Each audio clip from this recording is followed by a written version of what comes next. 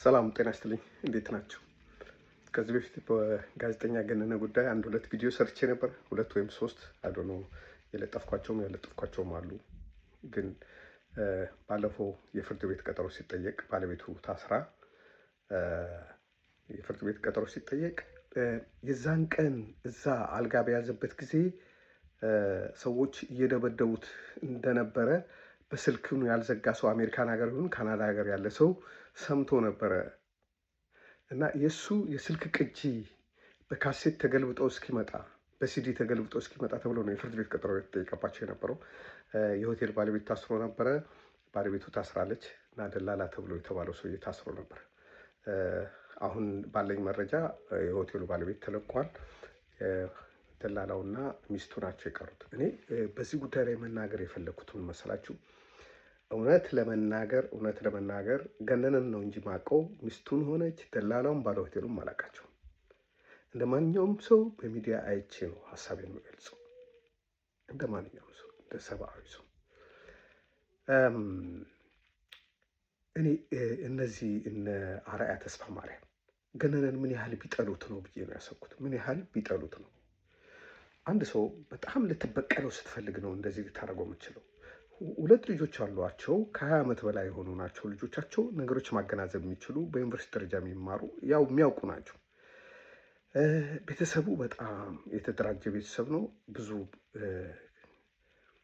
ነገር መናገር የሚችል ቤተሰብ ነው። ግን የሆነ ሰው ሲሞት በራሱም ይሁን በሌላም መንገድ ቢሞት ፖሊስ አጣርቶ የአስክሬን ምርመራ ተመርምሮ የዛ ሰው የስፔሻሊስት የሆነው ሰውዬ ይሄ ሰውዬ ራሱን የገደለው ብሎ ካረጋገጠ በኋላ ሚስቱን ማሰር ምን አይነት በቀል ነው?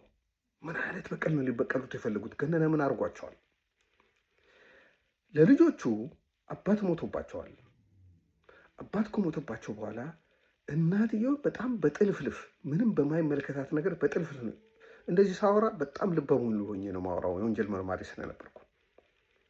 በጥልፍልፍ እናትየውን በማሰር ቤተሰቡን መበተን ለምን ፈለጉ? አሁን አንዱ ልጅ እንደውም ዲፕሬሽን ውስጥ እንደገባ ነው የምሰማው። አባቱን አጥቷል። ሶሪ ይቅርታ አድርጉልኝ። አባቱን አጥቷል። እናቱን አሰሩበት። ቤተሰቡ እኮ ከኛ በላይ ብዙ የሚያውቀው ነገር አለ። ስላልተናገረ ቤተሰብ ወንጀለኛ ነው ማለት አይደለም። ሚስትየው ብዙ የምታውቀው ነገር ሊኖር ይችላል። ስላልተናገረች በሞተ ሰው ላይ ታሪኩን፣ ማንነቱን፣ ስብዕናውን ላለመንካት ብላ ስላልተናገረች ለምን አልተናገረችም ተብላ መታሰር የለባትም። ደግሞ የሚያናደው እኔ ባለፈው ፌዴራል ፖሊስ ነበር የመሰለኝ። አሁን የክልል ፖሊስ፣ አዲስ አበባ ፖሊስ ከዚህ በፊት አጣርቶ የጨረሰውን ነገር ራሱ መልሶ ሰው ያስራል ብዬ ስላላሰብኩ የፌዴራል ፖሊስ ደግሞ በራሱ ሊያጣራ ነው ብዬ ነበር ያሰብኩት። እዛ ሆኖ የታሰረችው አዲስ አበባ ፖሊስ ሚስቱ ሆቴል ሲይዝ አልነበረችም። ሆቴሉን አታውቀውም እንዴ? እሷን እኮ ለመያዝም ራሱ እሷን ለመያዝ ሌላ ሰው እሷ ያስገደለች እንኳን ቢሆን የገደለ ሰው እኮ መያዝ ያስፈልጋል። የገደለ ሰው ከያዝክ በኋላ ነው ማነው የተባበረህ ብለህ መያዝ ያለብህ። እና አርአያ እንጀራ መበያ እኮ ነው ያደረጉት። የኢትዮፕ ሽቅላ አይዲያ የላቸውማ። ወይ ስለ ወያኔ ማውራት አለባቸው ወይ ደግሞ የሆነ ሰው ያልገደለ ሰው ገደለ ብሎ ማለት አለባቸው። ያኔ የእኛ ሰው ዝም ብሎ ይሰማል። ይሄ ነግበኔ ነው አይልም። በቃ የሆነ ሰው ይማቅቃል፣ ቤተሰብ ይበተናል፣ ይቸግራል። የሆነ ሰው ግን እንጀራ ይበላል። የሆነ ሰው እንጀራ ይበላል። የሆነ ሰው ወይ ዳቦ ይበላል። የሆነ ሰው ግን ይራቆታል፣ ቤተሰቡ ይራቆታል፣ ለጠበቃ ይከፍላል። ባልፈጸመው ወንጀል ነፃ ለመውጣት ለጠበቃ ይከፍላል። እናት አባት ያጡ ልጆች ይብሰለሰላሉ፣ ያለቅሳሉ ቀንና ማታ። እኛ ደግሞ እናጨበጭባለን።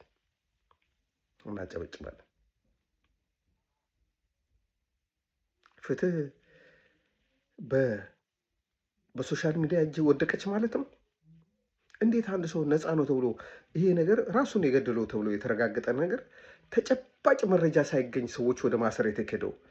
የመከላከያ የክብር አባል መሆን ይህን ያስደርጋል። ስለዚህ መዝመት ያለብን መከላከያው ላይ ነው ማለት ነው። የመንግስት ደጋፊ መምሰልና መሆን የተለያየ ነገር ነው።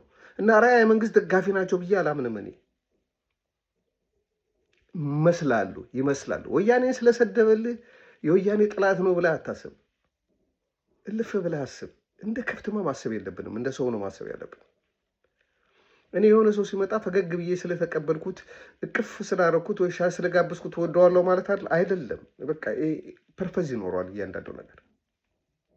ይህን ኢንቴሊጀንስ ስትማሩ ታውቁታላችሁ። ውሸት፣ ሰው እንዴት በውሸት ይከበራል? ሰው እንዴት በውሸት ትልቅ ይባላል? ውሸት እኮ ግልጽ ነው። በእውነት ቦታ ላይ መቆም አይችልም ውሸት። እንዴት ሰዎች ዜጎች ናቸው እኮ። የሞተው ዜጋ ነው። ሰው ገሎት ከሆነ መጣራት አለበት። ግን መጣራት ያለበት የሆኑ ሰዎችን ያሰቃዩ ሳይሆን ተጨባጭ ማስረጃ የሚያስቀጣ ነገር ሲገኝ ነው ሰዎች መያዝ ያለባቸው። በተረፈ ትውልዱን ልጆቹን እኮ ነው እያጠቃው ያሉት፣ እየተበቀሉ ያሉት ዘሩን እኮ ነው። ወንድሞቹን እህቶቹን ኢንተርቪ ማድረጋቸው አትዩ። ሰውየውን የሟቹን እየተበቀሉት ያሉት በሟቹ ላይ የሆነ መጥፎ ጥላቻ እንዳላቸው ነው የምረዳው እኔ። ሚስቱን ታስራለህ፣ ልጆቹን ትበትናለህ። ምንድን ነው ይሄ? በቃ ቤተሰቡን ዘር አልባ ማድረግ ሰውየው ነው።